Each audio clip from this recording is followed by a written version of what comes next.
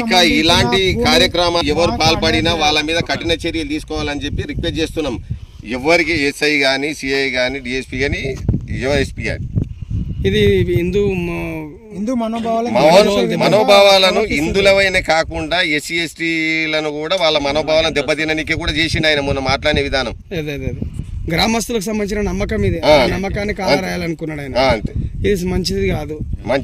ఇట్లాంటి మళ్ళీ పునరావృతం కాకుండా చూసుకోవాలి వాళ్ళు. వాళ్ళ మీద అయితే కేసులు పెట్టారు కానీ కేసులు కాలేకుండా ఇప్పుడు ఎస్ఐ సాబ్ ఉన్నాడు, ఏం మాట్లాడినా గానీ అరే మీరు ఆయన పెద్దోడు ఉన్నోడు అనేటటువంటి ఆలోచన చేస్తాడు. మీరు ఆలోచన చేయరు, నాకు పైనుంచి ప్రెషర్ అవుతున్నది అనే ప్రతి మాటకు అదే చెప్పుకుంటూ వస్తున్నారు. మీరు దేవుని కోసం కొట్లాడుతున్నారు కానీ మేము అన్నాం ఈ మాట కూడా మా స్వార్థాల కోసం, మా ఇంటి కోసము ఊరు గ్రామ దేవత లాగా ఒక నమ్మకం అంతే. మాకు నమ్మకము, దాన్ని మాకు ఆనవాయితీకి వస్తున్నటువంటి పద్ధతి ఇది, విధానాన్ని మాకు కంటిన్యూ చేయాలని